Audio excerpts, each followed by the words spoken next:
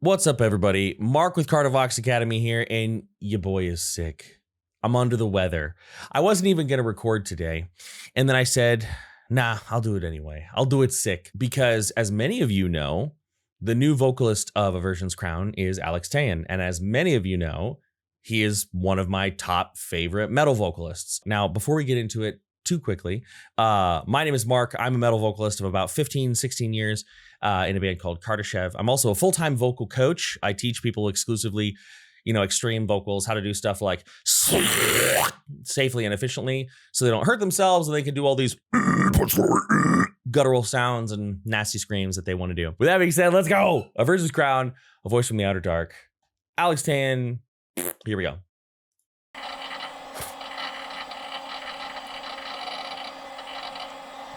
I shall not be denied the divinity of creation. Nothing visually is alive. You go the days and go with the digital incantation. Right on the next step down the line. The spirit of human kind to pierce your doors for news and standard. The battle of the reaction. See the lion and the relegation of a separate title. Reduced to another missing link in a golden mind. Okay, I remember that, and that's where I wanted to stop. So already I can tell you a couple things that I really like. When this song released, like I said, I was not apprehensive, but I was like, this is different from what I am used to hearing Alex Teyen do. Like, Aversions Crown is different than what I'm used to hearing him do. And I had no doubts that he was going to kill it, but I was just curious about what his approach would be. And he's doing a couple things that I absolutely love. He's doing a lot of things that I absolutely love, and I want to point out. Now, with this, I'm going to start talking mostly about patterns, cadence, prosody, the way that we apply the tones that we know to songs, right? Because that's a huge part of being a vocalist. A lot of the students that I have, they learn these cool, amazing tones, and then it's like, okay, let's put that to music, and they're like, what? It's like, what? We got a tempo, we've got beats per minute, we've got what are the guitars doing, what are the drums doing, and I love how he's moving back and forth. I mean, all of his lyrics so far are highly there. He's going fast, right? I was trying to think of a more intelligent way to say he's going fast. That's all I got. He's going fast, but he's got a lot of these little hop skips, a lot of these little like it has a bit of a Job for a Cowboy feel. Which Sun Eater is probably by Job for a Cowboy is probably one of my favorite albums of all time. So I certainly don't mind that at all. We've also got a lot of expressiveness in his voice, and I want to listen to it a little bit more. But one of the things that I love about his tone is that there are small elements of pitch that come through in a way that sounds controlled and gives body to the overall scream. I'll say this last thing and then we'll get back to the song. A lot of people might find the fact that I like that confusing because oftentimes I am, teaching and advising that we start off with quote unquote pitchless screams. The reason I say quote unquote is because all screams, all sound has pitch in it that you can pull from, right? Like you could take TV static and use software to build a C major out of it, right? Or whatever. So when I'm saying pitchless, I'm talking about perceived pitch. I'm talking about what we hear. Like if I go, there's that sick voice. Let's try that again. I'm going to leave that in there. We're all human. That's better. When I do that, you can't find that note on a piano super easily.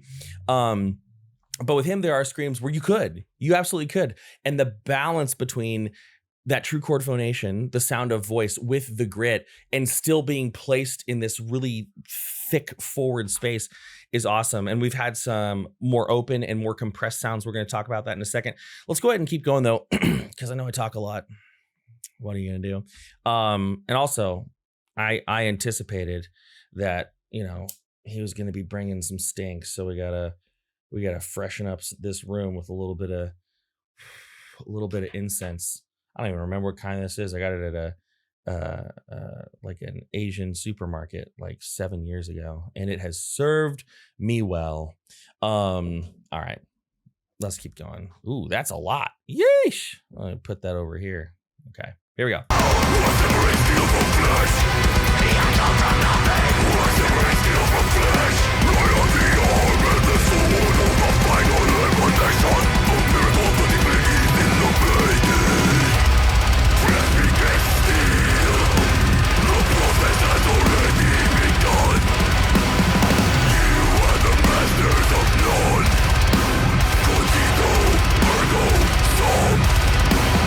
I'm already pausing it, and if you don't like it, get out of my face. This right here is, I think, one of the things that he does best. Okay. Now, obviously, you know, I would put him in my top 3 favorite metal vocalists if we're talking like sludgy, gross metal, right? Because, like, I mean, can you really? Well, that's off topic. I'd put him in my top 3 and for sure in my top 5, you know, metal vocalists. And all of my favorite metal vocalists, which these days are Travis Ryan, Johnny Davey, Alex Teyen, Cheney Crab, and Ben Dura, probably. They all have some signature thing that they do the best. And I think that when it comes to these like dominating, powerful, anthemic chants, where it is just like he hits this space, this delivery of it's this emotion that I have never heard another vocalist put on their screams as well, right? And it's like this combination of like disgust and pity, maybe, and like superiority. Right? Like if you imagine like a villain, well, you know, I think one of the best places you can hear this, although it's not like produced to sound like a chorus, but it's a similar tone. I can't remember the song because I'm an idiot, but you know, in Nadir, an album by Black Tongue, he has this: "When I stand upon my altar, resplendent in profane glory, I shall care not for the maggots that squirm beneath me." And it's like you listen to this, and it's like, dang, this is almost voice acting more than it's metal vocals, and we're getting some of that here. So let's go ahead and let's take this pause and let's focus on the education here a little bit more. So what does this mean? What does this mean? This is something that's very difficult for a lot of metal vocalists, and you may be struggling to bridge the gap as well. Because one of the things about extreme vocalization, whatever we want to call it, metal vocals, harsh vocals, whatever, is that it can be difficult to convey emotionality with sounds that are so maximal. This is not a weakness per se of the genre or style, but it kind of is as well, right? You know, like obviously I've built my entire career off of these types of sounds, so I like them clearly. But if you were to ask me, you know, do these vocals tend to be as emotional as, say, you know, like a soulful like gospel song? Right? Like if you've ever like really dug into like gospel music, there are some songs that are that'll rip your heart out. Callie Day, there's a video of this singer, Callie Day, Hear My Prayer. She's standing by this piano. Oh my God, that makes me teary-eyed and like goosebumps all over my body every time I listen to it. And I don't get that emotion. I don't think most people get that response from harsh vocals in the same way. This is a subjective thing. But the fact remains, most people would agree with this. It's hard to make harsh vocals emotional. So how do we do it? There are a couple different ways, and I'm going to speak specifically to how we make these predominantly crunchy sounds a little bit more emotional. First, we have to generally, a lot of this that I'm about to say is a bit of generalization, but just follow me here. We have to ease off of the compression a little bit. And when I say compression, what I'm talking about is the strategic narrowing of the top of the throat, right? These supraglottal tissues, the arytenoids, area epiglottic fold, blah, blah, blah. These tissues above the vocal folds, we can strategically, and for many screams, we do strategically narrow those in. We squeeze them. We leave the vocal cords beneath, you know, predominantly unabducted, right? We're certainly not phonating with them, creating speech sounds with them, but we are using them to narrow airflow and create these tones and textures. Like I can have some of this compression that's a little bit more open. And compression is a concept. It's not one specific technique. There's not like one thing that is compression. When we're talking about compression, we're talking about what is happening to airflow. And there are multiple, I mean, this is compression. That is compressing the airflow, right? So we're just talking conceptually, but I can utilize my upper tissues. I use my epiglottis a lot to close in a little bit. So it's, I can squeeze that more, again, strategically up and forward.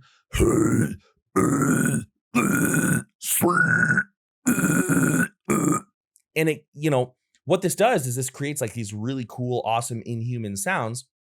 But inhuman sounds tend to be less cathartic. So what we can do is we can open up from that a little bit and we can let a little bit of pitch through. So like, let's say I take this same compressed sound and I relax it and I make it more of a mid. Hey, whoa, hey, high, low, flow, lime, there. There's a little bit of pitch in there, right? I could even just take all that away and just go straight false chord, right? Just a basic, hey, I blow, hey, there was a time. Right? That's an important factor. The other factor is don't sing your parts, act your parts, right? Now, what do I mean by this? One way that I help students add emotionality to their voice, and with metal, the easiest place to start with this is anger and aggression, because that's the genre, right? That's a lot of what we're doing here, is to think about, being mad. When I'm mad at somebody, I don't say, this is a video I put up on Instagram quite a while ago that went kind of viral, and I don't know why, because it's just, it's always the stuff you don't care about and you don't try that gets like millions of views. It's never the stuff that you need or you want to get that never does it. It's always the stuff you don't give a shit about. But there's this goofy little video where I'm saying like, hey, get away from my car. Hey, get away from my car.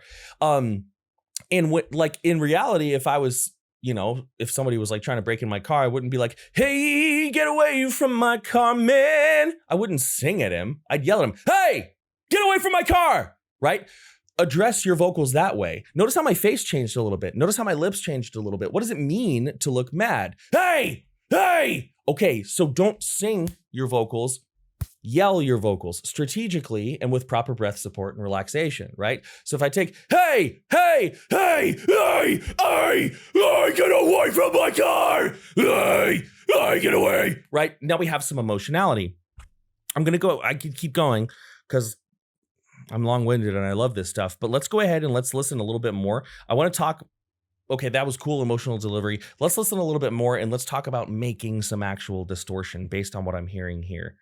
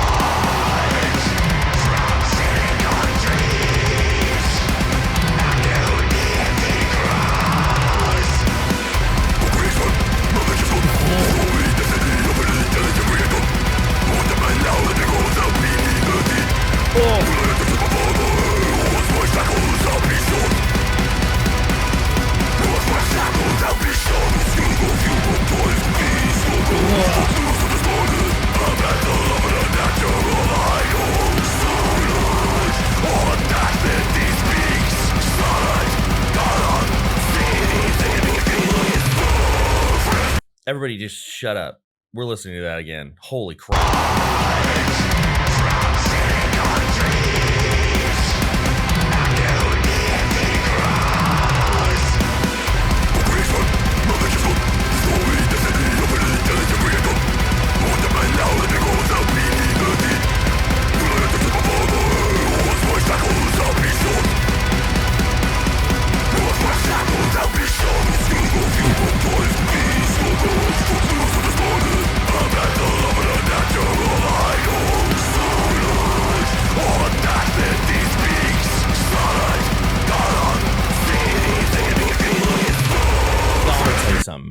That's what gets me excited about metal again. You know, a lot of time, you know, one common conversation I will have, people will reach out to me.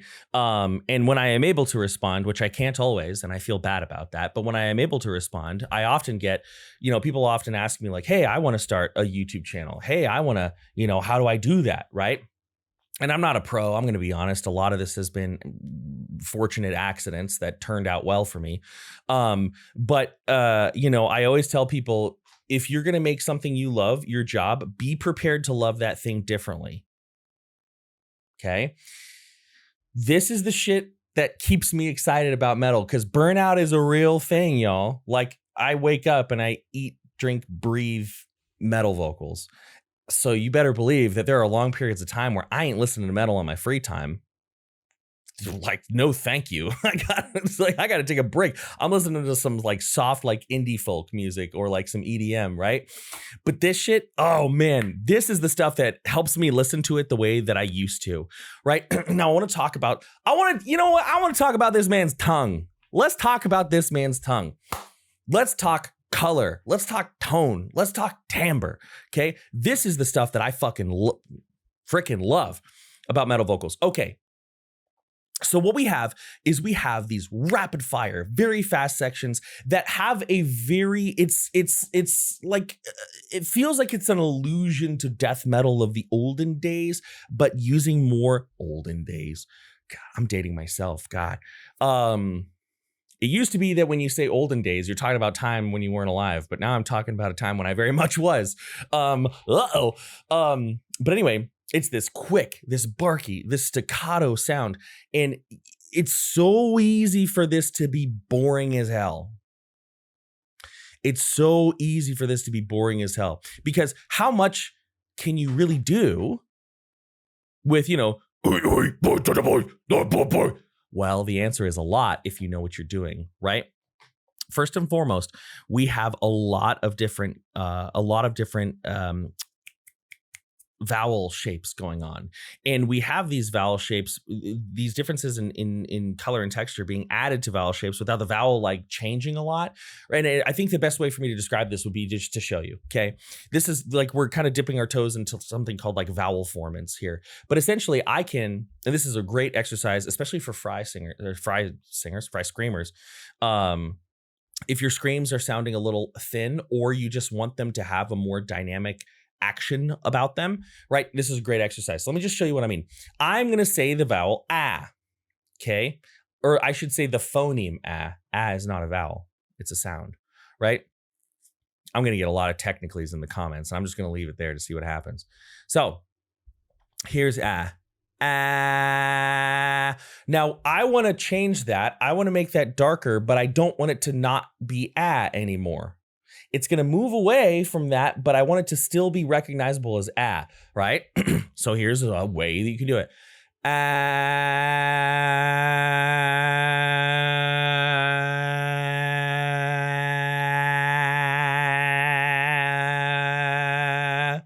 All of those subtle differences can make a huge, huge impact on a song. And they can take vocal sections that, when a lot of other vocalists do them, are boring, and make them interesting. And this is one of the reasons why, you know, as many of you know, in Kardashev, I do a lot of clean singing. Like, our last album was almost 50-50 clean singing and harsh vocals. But I always have more fun screaming. I will probably forever view myself as a metal, like a metal screamer vocalist who sings also versus a singer who screams also, because I love how much we can just mess around with these sounds. I can take, or he can take, like a hey, open false chord sound, hey, hey, squeeze it a little bit, hey, lay my tongue on my bottom lip, pull my tongue back,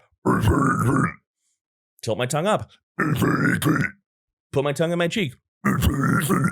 And you get all these different things, and they're all right. They're all correct because it sounds cool. That's it. When it comes to metal vocals, there are two rules.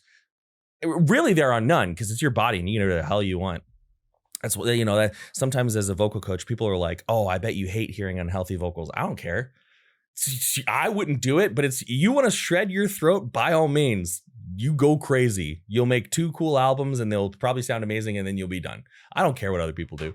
I care what I do. So my rule for myself and for my students is that you have to be safe and you have to sound cool to you and the people you're trying to reach. That's it. Everything, nothing past that matters.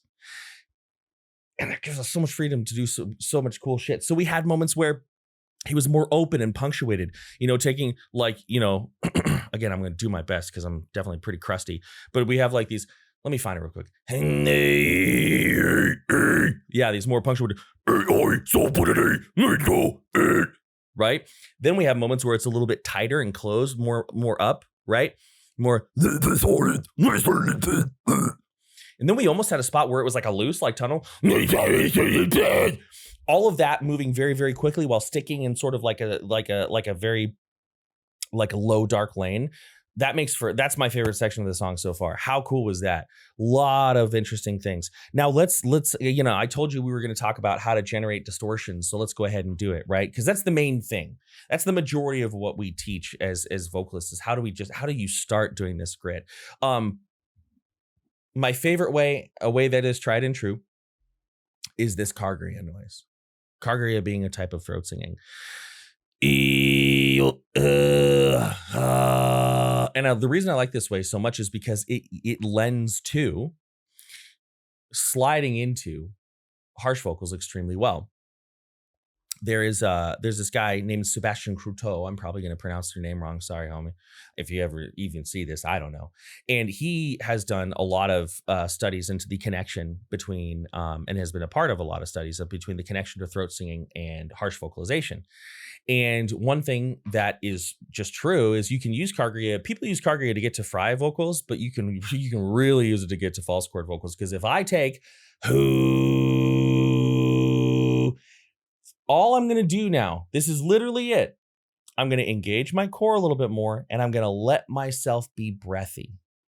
I'm going to let myself run out of air a little bit faster. This is one of the biggest common,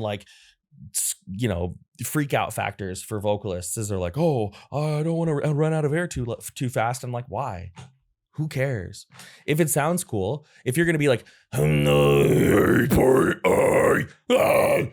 you've got like this really chunky tone, okay, so you run out of air in 5 seconds. Breathe in on 4 seconds. Just inhale. Your body's built to inhale. Just inhale. What? But we can. So all I'm going to do is I'm going to engage my core and I'm going to relax those vocal folds away and let my airflow come through. It may not be entirely pitchless, but it's going to be mostly pitchless. Again, perceived pitch is what we're talking about here. And so it's as if I'm going to go,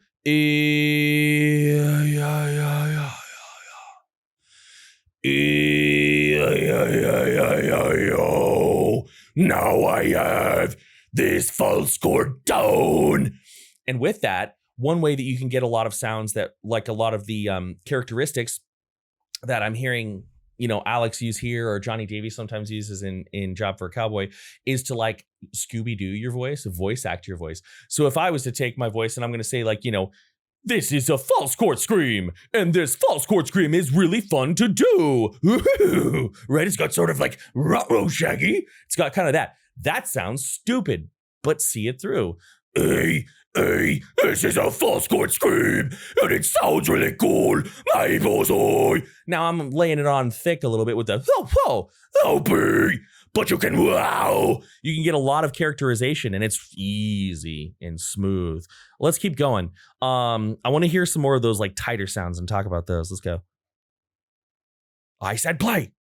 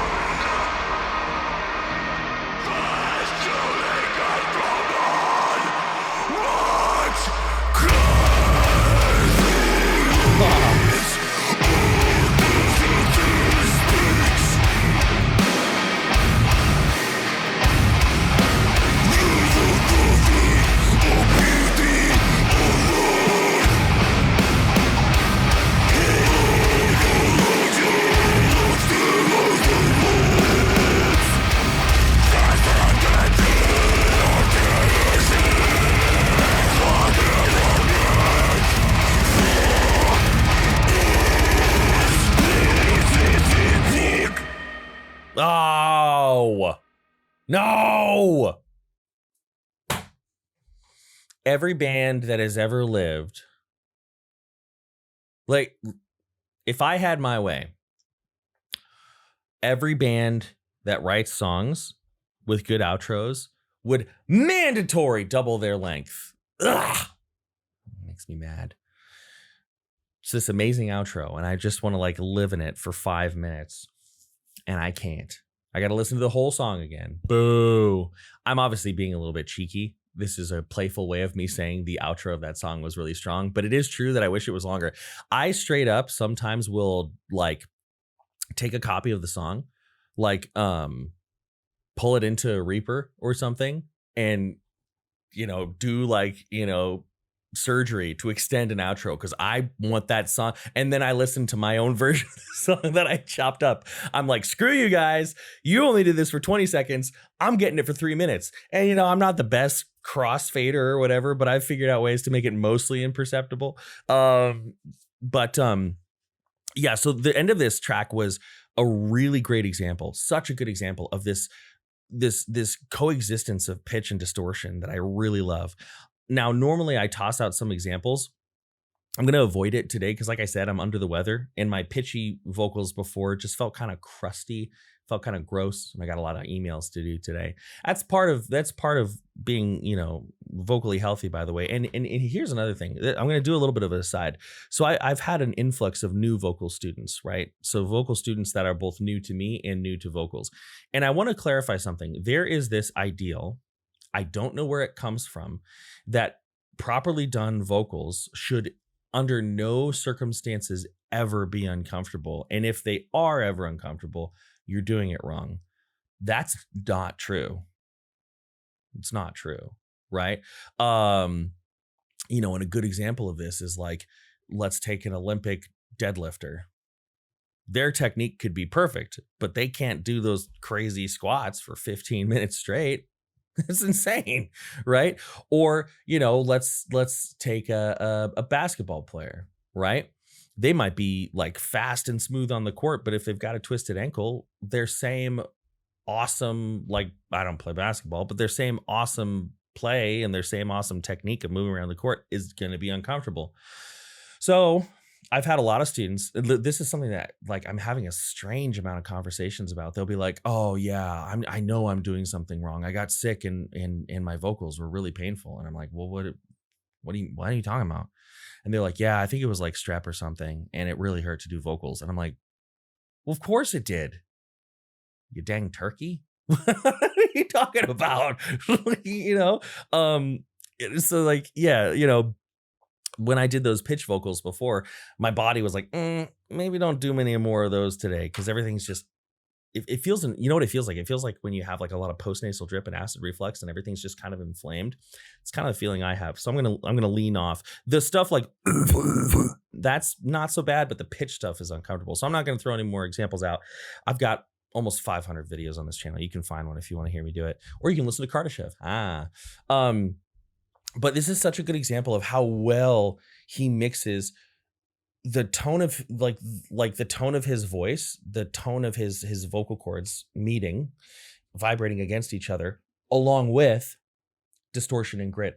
And it sounds so smooth and it sounds intentional. It doesn't have, one thing that's easy to run into is like you can get like an overly cartoony sound. You can sound really Cookie Monster, And sometimes like the Cookie Monster voice and the Cookie Monster vocals can actually be a good learning tool to get to somewhere else, but it's not where you want to stay. And the reason for this is because a lot of like cartoony voices, like there is a reason why this is. A lot of cartoony voices involve exaggerated vowels, right? Like the stuff that my son will sometimes watch on TV. Oh no, screen time. The stuff that my son will sometimes watch on TV, or the shows that I watched growing up, like none of those characters talk normally. None of them are like, "Hey man, what's going on?" They're like, "Hey man, what's going on?" Those big exaggerated vowels. Well, what's something that we do with metal vocals to make them sound cool? Big exaggerated vowels. So if you take pitch and big exaggerated vowels and you put them together, you are very likely to sound like a cartoon character, and you will have these very silly sounding sections, where vocalists straight up, there are bands, there are songs where the vocalist like I feel like I could just hear them saying, C is for cookie, that's good enough for me.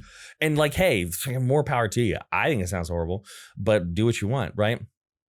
We don't have that here. And I think that part of the reason that comes through again is Alex Teyen's really solid, like very strong and emotional delivery, very strong ability to actually take a relatable emotion and put it into harsh vocalization in ways that other vocalists just aren't as good at. And also, you know, the fact that a lot of his placement is very like, that's a technical term. So again, it's not going to sound exactly like him because I'm going to do a vocal cord free version. But if I take this, flesh begets, flesh begets steel.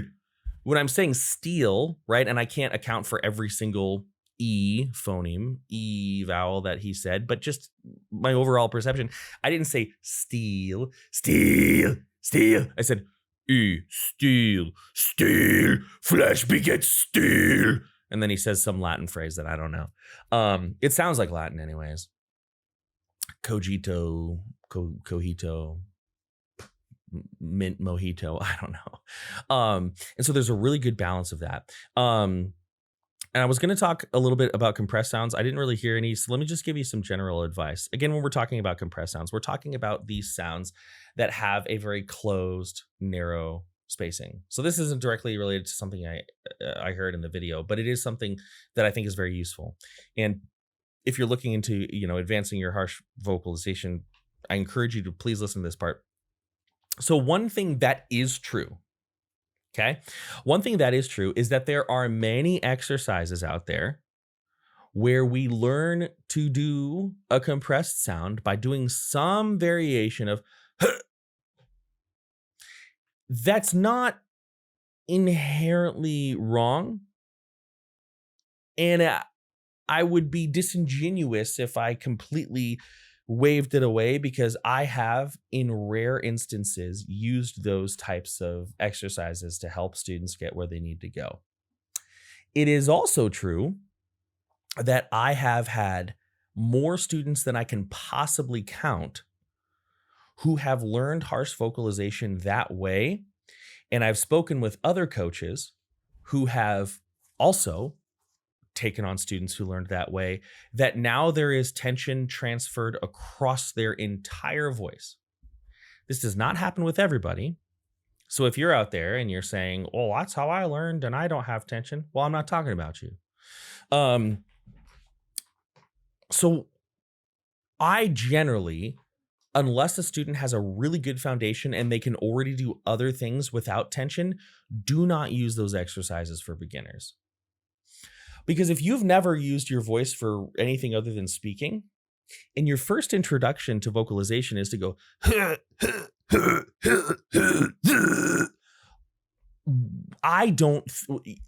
a lot of the way that we relate to vocalization is through learned patterns of muscle posture. It's a lot of how we learn things in general. And our brain, now this is just me speaking from experience, so I'm not like making neurological claims here, but it seems to me that when students learn harsh vocalization, their brain maps their previous understanding of non-speech communication vocalization onto that. And so what I mean by that, that's a little overly wordy, is when trying to scream, their brain takes whatever they perceive singing to mean and just puts it on it. And sometimes that's useful, and a lot of the time it's not. And so if their first interaction with any sort of vocal use that is not speaking is to press and push, then let's say they want to sing in their mixed voice. In my experience, they're going to press and push. Let's say they want to do like a relaxed fritone. They're going to press and push. I was just having a conversation with another vocal coach. Screamistry is how you can find him. Guy out in Germany. And we were talking about this. We were like, this is such a pain in the ass, basically, when we get a student who that's how they started, and now they want to do looser things. They want to do like a loose fry tone, or they want to do like a EA flash begets still. Oh, something more relaxed and honestly easier on the muscles. And we have to, before we can teach them how to do that, we have to peel away the association. So then, okay, Mark, cool. These are your hot takes. What do we do about it? I am a huge fan of cartoon voices. Huge fan. It's not just a technique that I use, right? It's a technique that many vocal coaches will use. But, you know, if I want to teach somebody how to do like this, like a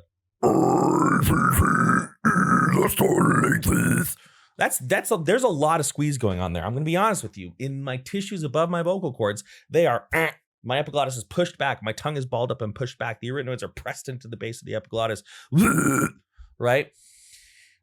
But I don't start, right? What I start with is a very relaxed voice like this. Hey, well now, Mark, that kind of has a cartoon character voice. Didn't you say that's bad? It would be bad to stay here.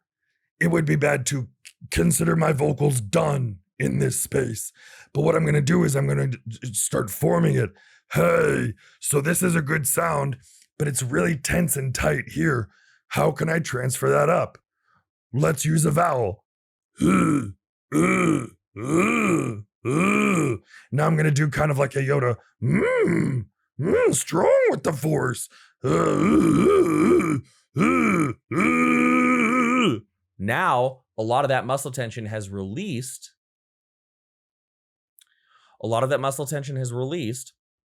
I'm feeling the distortion up here now, even though I'm still creating it down here. I feel it up here. And so I have the same sound. Hey. This is very tight. I could record an album with it. I could perform with it, but it wouldn't be ideal. Hey, now it's more relaxed. And you can even see down here, my tongue is a little bit more anchored. If I push my tongue, it turns that off. Now, hey, everybody. Hey. I've got so much more room. I've got so much more room to move, right? Now what I'm going to do is I'm actually going to relax it. Oh, wait, we're learning a compressed vocal technique with relaxing? Exactly. Yes, the hell we are. Because it's not about squeezing as hard as you can. It's about squeezing as much as you must. Okay? So I'm here. Hey, hi. Now I'm going to intentionally get breathy. Oh no, a breathy vocal. It's fine. Hey. Whoa. Now, yes, that's too breathy. But, hold on. We have a compressed sound that's comfortable, sustainable, and it's a little too breathy. Well, that's a lot of wins and one loss. So let's solve that one loss while keeping those wins. Okay? Hey. Oh, it's just a little too much. Too much breath. So now I'm going to reclose. Hey.